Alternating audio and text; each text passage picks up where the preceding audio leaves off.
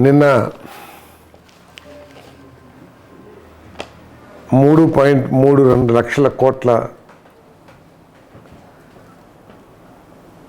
ఆదాయ ఖర్చులతో కూటమి ప్రభుత్వం చంద్రబాబు నాయుడు గారి నాయకత్వంలో బడ్జెట్ ఫైనాన్స్ మినిస్టర్ కేశవ్ గారి సారథ్యంలో బడ్జెట్ ప్రవేశపెట్టిన విషయం అందరికీ తెలిసిందే. బాధ్యత కలిగిన ఎవరైనా సరే ఓకే, బడ్జెట్లో కొన్ని విషయాలు నచ్చకపోవచ్చు, లేకపోతే వాళ్ళ ఆలోచనలకు అనుగుణంగా వాళ్ళు అంటే కొంతమంది స్వార్థంతో ఆశించిన విధంగా, రాజకీయ నాయకులు ఆశించిన విధంగా, లేకపోతే రాజకీయ పార్టీలు ఆశించిన విధంగా, లేదు సిద్ధాంతపరంగా వ్యతిరేకించే వాళ్ళకి ఆలోచన విధంగా ఉండకపోవచ్చు. కానీ ప్రజలు 5 కోట్ల మంది ప్రజలకి ఒక మంచి భవిష్యత్తుకి పునాదులు వేసే విధంగా ఈ బడ్జెట్ ఉండటంలో ఎటువంటి సందేహం లేదు. దురదృష్టం ఏంటంటే విశ్లేషణ చేయాలి. పత్రికలు కానీ, రాజకీయ నాయకులు కానీ, లేకపోతే ఎకనమిస్టులు కానీ ప్రతి ఒక్కళ్ళు విశ్లేషణ చేయాలి ఒక ప్రభుత్వం ప్రవేశపెట్టిన బడ్జెట్ మీద. కానీ మనం గోబెల్స్ అని చెప్పేసి మీ అందరికీ తెలిసిన పేరు గోబెల్స్ అనే వ్యక్తి ఏ విషయాన్నైనా సరే అబద్ధాలుగా సృష్టించి గోబెల్స్ ప్రచారం అంటాం కదా, ఆ గోబెల్స్ని మర్చిపోయే విధంగా జగన్ బెల్స్ అని చెప్పేసి మొదలైనవి. ఇప్పుడు ఆయన కేవలం విషం చిమ్ముతూ ఒక్కటే లక్ష్యంగా ఓడిపోయినప్పటి నుంచి పనిచేస్తున్నాడు అనటంలో ఎటువంటి సందేహం లేదు. అరే, సంక్షేమ కార్యక్రమాలు ఇంత సంతృప్తికరంగా ప్రజలందరికీ కూడా అందించే కార్యక్రమాలన్నీ కూడా సూపర్ 6లో దాదాపు అంతా కూడా పెన్షన్లు కానివ్వండి, తల్లికి వందనం కానివ్వండి, అన్నదాత సుఖీభావ కానివ్వండి, అన్న క్యాంటీన్లు కానివ్వండి, ఇవన్నీ కూడా సంతృప్తికరంగానే అమలు చేస్తూ ఉన్నాం. ఇప్పుడు మన పత్రిక ఉంది కదా, లేకపోతే మన ఛానల్ ఉంది కదా అని చెప్పేసి పోనీ తెలియని వ్యక్తి, ఎప్పుడు అధికారంలో లేని వ్యక్తి అయితే సరే ఏదో అవగాహన లోపంతో ఏదో తప్పుగా మాట్లాడాలని అనుకుంటానికి అవకాశం ఉంది. కానీ పెన్షన్లు కోత, తల్లికి వందనం కోత, ఇన్ని వేల కోట్లు కావాల్సి వస్తే బడ్జెట్లో ఇన్ని వేల కోట్లు పెట్టారు అని ఎంత అబద్ధాలు రాస్తున్నారంటే ఇది చాలా బాధాకరం. ఎందుకంటే పేదోడు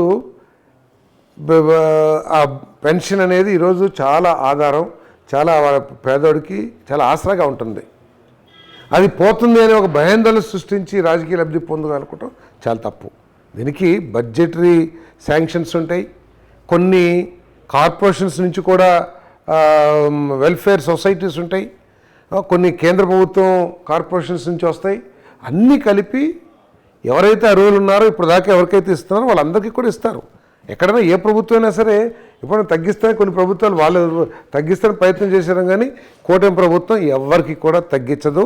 రాబోయే రోజుల్లో ఇంకా అర్హత కలిగిన వాళ్ళకి ఇవ్వాలని కూడా ఆలోచిస్తున్నారు అనే విషయాన్ని మరి ప్రజలకి నేను స్పష్టంగా తెలియజేయదలుచుకున్నాను. కేవలం బురద జల్లటానికి, అనుమానాలు సృష్టించి రాజకీయ లబ్ధి పొందడానికి చేస్తున్నారు. ఏదైతే అన్నదాత సుఖీభావ ఉందో, ఏదైతే ఎన్టీఆర్ భరోసా పెన్షన్లు ఉన్నాయో, ఏదైతే తల్లికి వందనం ఉన్నాయో ఎవరికి కూడా తీసివేయబడవు. ఓకే. నెంబర్ 2, ఇది ఆశాజనకమైన బడ్జెట్ అని ఎందుకు చెప్పగలుగుతున్నానంటే సంక్షేమ కార్యక్రమాలు సంతృప్తికరంగా ఉన్నాయి అనేది ఎక్కువ మంది సరే ఉద్దేశపూర్వకంగా ఏదైనా మాట్లాడవచ్చు, కానీ ఎక్కువ మందికి ఉన్నాయి. ఇప్పుడు ఎక్కువ మంది చూసేది ఏంటంటే క్యాపిటల్ వర్క్స్, అంటే రోడ్లు బాగాలేదు, డ్రింకింగ్ వాటర్ లేదు, లేకపోతే ఇంకేదన్నా పనులు జరగలేదు, పోయిన గవర్నమెంట్లో అసలు రోడ్డు ఒక్క గుంట కూడా పోలేదు. సో ఇటువంటివన్నీ కూడా ఎక్కువగా ప్రజలు ఎదుర్కొంటూ ఉన్నారు. లేదా కమ్యూనిటీ హాల్స్ లేకపోతే ఏదోటి కావాలని చెప్పేసి, అంటే క్యాపిటల్ వర్క్స్ కావాలని. ఈరోజు గత ప్రభుత్వం కేవలం 27,000 కోట్ల రూపాయలు ఖర్చు పెడితే మనం ఇప్పుడు 53,915 కోట్ల రూపాయలు క్యాపిటల్ ఎక్స్పెండిచర్ చూపించాం. క్యాపిటల్ ఎక్స్పెండిచర్ ఏంటి?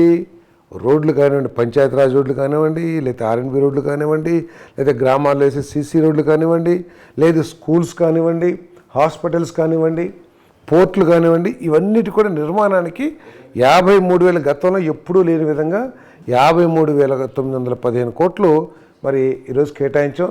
తద్వారా ఇప్పటికే చాలా రోడ్లు మీరందరూ చూస్తూ ఉన్నారు. ఈ సంవత్సరంన్నర కాలంలో జరిగినన్ని రోడ్లు అంటే ఇంకా మీకు సమాచారం వచ్చిందో లేదో, ఇటీవల పంచాయతీరాజ్ మినిస్టర్ గారు డిప్యూటీ సీఎం గారు శాంక్షన్ చేసిన వర్కుల గురించి కానీ లేకపోతే ఆర్ఎన్బి గురించి కానీ మీకు వచ్చినాయి అనుకుంటున్నాను. ఇంకా చాలా స్టార్ట్.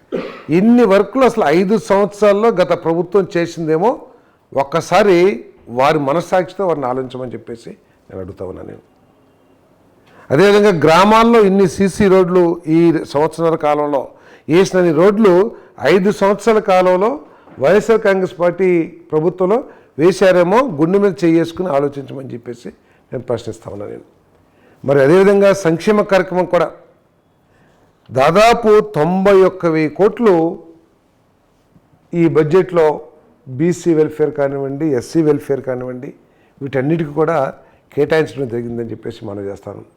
అదేవిధంగా ఇరిగేషన్ గత ప్రభుత్వంలో 10,000 కోట్ల రూపాయలు ఖర్చు పెట్టారు వాళ్ళ బడ్జెట్, యాక్చువల్ బడ్జెట్ ప్రకారం. మనం ఈరోజు 18,224 కోట్ల రూపాయలు కేటాయించాం సాగునీటి ప్రాజెక్టుల కోసం.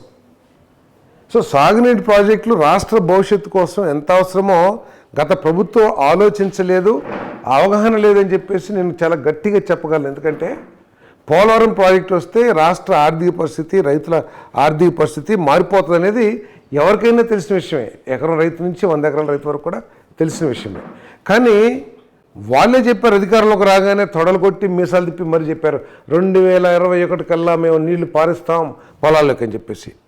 నిజంగా సంతోషమే. ఆ రోజు వాళ్ళు మాట్లాడిన తీరు ఏదన్నా కొంత వెటకారంగానో లేకపోతే బాధ్యత రహితంగానో ఉండొచ్చు, కానీ ఆలోచన మంచిది. 21 కల్లా ఇవ్వాలి. కానీ ఇచ్చారా? 2024 వరకు వాళ్ళు కనీసం ఒక 10% కూడా పని పూర్తి చేయలే. పూర్తి చేయకపోగా డయాఫ్రమ్ వాళ్ళు 1000 కోట్లు ఖరీదు చేసి, అప్పుడైతే 700 కోట్లు అనుకుంటా, ఆ వాళ్ళు కూడా పూర్తిగా ధ్వంసం చేసేసారు. మళ్ళీ 1000 కోట్లు పెట్టి చేశాం. నెక్స్ట్ గోదావరి పుష్కరాలకు ముందే ప్రాజెక్ట్ని జాతికి అంకితం చేయబోతున్నాం ఈ పార్టీ. అది ఈ ప్రభుత్వం సాధించిన విజయం అని చెప్పేసి మనం చేస్తాం. అట్లాగే చాలా ప్రాజెక్టు, వంశధార కానివ్వండి, లేదా అంద్రినివా కానివ్వండి, జిఎన్ఎస్ఎస్ కానివ్వండి, అన్నిటికీ మించి మన చింతలపూడి ఎంత బాధ్యతారహితంగా 4,000 కోట్లు ప్రజాధనాన్ని ఖర్చు పెట్టిన తర్వాత 76 కోట్లు పెనాల్టీ వేస్తే ఎన్జిటి, ఆ 76 కోట్లు కనుక కట్టినట్లయితే ఖర్చు పెట్టిన 4,000 కోట్లు ఉపయోగంలోకి వచ్చాయి. ఇంకో 4,000 కోట్లు ఖర్చు పెడితే 2 లక్షల ఎకరాలకి దాదాపు 2 జిల్లాల్లో త్రాగునీటి సమస్య. ఈరోజు మనం ఇప్పుడు ఫ్లోరైడ్ అంటే ఎక్కడ అనుకునేవాళ్ళం? నల్గొండ లేకపోతే కొంత ప్రకాశం కూడా ఉందనుకుంటాను, ఆ జిల్లాలో ఉంటుంది అని అనేవాళ్ళు. అసలు ఆ ఫోటోల్లో గుర్తుకొస్తే ఎంత బాధ వస్తుందో. సరే కాళ్ళు వంకర తిరిగి లేదా చేతులు వంకర తిరిగి ఆ ఫ్లోరైడ్ ద్వారా వచ్చే ఏదైతే ఉన్నాయో ఒకసారి ఆలోచించండి. మీరు కూడా, ప్రతి ఒక్కరు కూడా ఆలోచించాలి. సో చింతలపూడి పూర్తి చేసినట్లయితే అటువంటి సమస్య తీరేది కదా. ఇప్పుడు ఆ ప్రభుత్వం మన సుప్రీంకోర్టులో విజయం సాధించాం, కేంద్ర ప్రభుత్వాన్ని ఒప్పించాం, ఎన్విరాన్మెంట్ క్లియరెన్స్ తీసుకోమని చెప్పారు. ఇంకో 2-3 నెలల్లో ఎన్విరాన్మెంట్ క్లియరెన్స్ వస్తుందని పూర్తిగా నమ్మకం. ఈ బడ్జెట్లో ఆ ప్రాజెక్టుకి కూడా కేటాయింపులు చేయించామని చెప్పేసి చాలా సంతోషంగా తెలియజేస్తామని చెప్పి మనం చేస్తాం. 2 సంవత్సరాల నుంచి అవకాశం వచ్చినప్పుడల్లా ముఖ్యమంత్రి గారిని రిక్వెస్ట్ చేస్తాం, కానీ అవసరం అనేక దఫాలు కలిసినప్పుడల్లా మన ఇరిగేషన్ మంత్రి రామానాయుడు గారిని అడగటం కానివ్వండి, మరి ఇవన్నీ కూడా చేశాం. మరి బడ్జెట్ కేటాయించమని చెప్పేసి కూడా రిక్వెస్ట్ చేశాం. మరి రామానాయుడు గారు వారికి ధన్యవాదాలు తెలియజేస్తా ఉన్నాను. కొంత బడ్జెట్ను కూడా కేటాయించామని చెప్పేసి చెప్పారు. సో ఈ 18,442 కోట్లతో మరి కొంత ఇరిగేషన్ ప్రాజెక్టులన్నీ కూడా పూర్తయ్యే అవకాశం ఉంది, లేకపోతే పనులు ప్రారంభమవుతాయి. ఇప్పుడు మెయింటెనెన్స్ వర్క్స్ ఉన్నాయి, ఒక్కసారి మెయింటైన్ చేశారో ఒకసారి ఆలోచన చేయండి. ఇరిగేషన్ కృష్ణా డెల్టాలో కానీ గోదావరి డెల్టాలో కానీ ఓఎండ్ఎం ఆపరేషన్ మెయింటెనెన్స్ ఏదైతే ఉంటుందో ఆ ప్రభుత్వంలో ఎంత కేటాయించారు, ఎంత ఖర్చు పెట్టారు, అసలు ఖర్చు పెట్టారా లేదా ఒక్కసారి మీరు చూస్తే ఆ ప్రభుత్వానికి ఇరిగేషన్ సిస్టమ్ మీద ఉన్న అవగాహన ఏంటి, లేదా ఇరిగేషన్ సిస్టమ్ యొక్క అవసరాలు ఏంటి రైతు భవిష్యత్తు కోసం అనే దాని మీద మీకు చాలా క్లారిటీ వస్తుందని చెప్పేసి మనం చేస్తాను. దానికి మరి ఈరోజు 18,442 కోట్లు ఖర్చు పెట్టారు. రాష్ట్రంలో అనేక ప్రాజెక్టులతో పాటు ఈ ప్రాంత వాసులందరూ కూడా సంతోషించదగ్గ చింతలపూడి ప్రాజెక్టు కూడా కేటాయించడం జరిగిందని చెప్పేసి నేను మనవి చేస్తా ఉన్నాను. అదేవిధంగా ధరల స్థిరీకరణ ఇది. ఇప్పుడు రైతుల గురించి సాక్షి పేపర్ చూస్తే అన్నీ ఏంటో అయిపోయినట్టు రాశారు కదా. 7,500 కోట్ల రూపాయలు కేటాయించారు. ఎవరు? వైఎస్ఆర్ కాంగ్రెస్ ప్రభుత్వం ధరల స్థిరీకరణ నిధి అని చెప్పేసి. ఖర్చు పెట్టింది కేవలం 880 కోట్లు, అంటే 12% ఖర్చు పెట్టారు కేటాయింపుల్లో. 13%. గత సంవత్సరం మేము 300 కోట్ల రూపాయలు ధరల స్థిరీకరణకి కేటాయించి 1,220 కోట్ల రూపాయలు కోకో కానివ్వండి, లేదు మన పొగాకు కానివ్వండి, ఇంకా అనేక పంటలకి కోకో, పొగాకు, పామాయిల్కి కేటాయించి. పామాయిల్ రేట్ బాగుంది కదా, పడిగారు. సో మన మామిడి, ఉల్లి, వీటిని కర్నూలు జిల్లాలో ఉల్లిపాయకి, చిత్తూరు జిల్లాలో మామిడికాయకి అట్లా 1,220 కోట్లు ఖర్చు పెట్టాం. ఈరోజు 500 కోట్లు కేటాయించాం. 500 కోట్లు కాదు, అవసరమైతే 2,000, 3,000 కోట్లైనా ఖర్చు పెట్టడానికి ప్రభుత్వం సిద్ధంగా ఉంది. రైతుని ఎట్టి పరిస్థితుల్లో నిస్సహాయులుగా వదిలేసే పరిస్థితులు లేదు. వారికి పూర్తిగా అండగా ఉంటామని చెప్పేసి కూడా ఇది నేను సందర్భంగా తెలియజేస్తాను. అదేవిధంగా హౌసింగ్ ఒక అస్తవ్యస్తంగా చేసేసి, అంటే బాధ్యత రైతు సరే చెప్పుకోవచ్చు, మేము 30 లక్షల ఇళ్ల స్థలాలు ఇచ్చాము, లేకపోతే 20 లక్షల స్థలాలు ఇచ్చాము. వారు కొనిచ్చింది ఒక 18 లక్షలు, 20 లక్షలు ఉన్నాయి అనుకోండి. దాంట్లో 50% ప్లాట్స్లో వెళ్ళటానికి కూడా సిద్ధంగా లేకోకుండా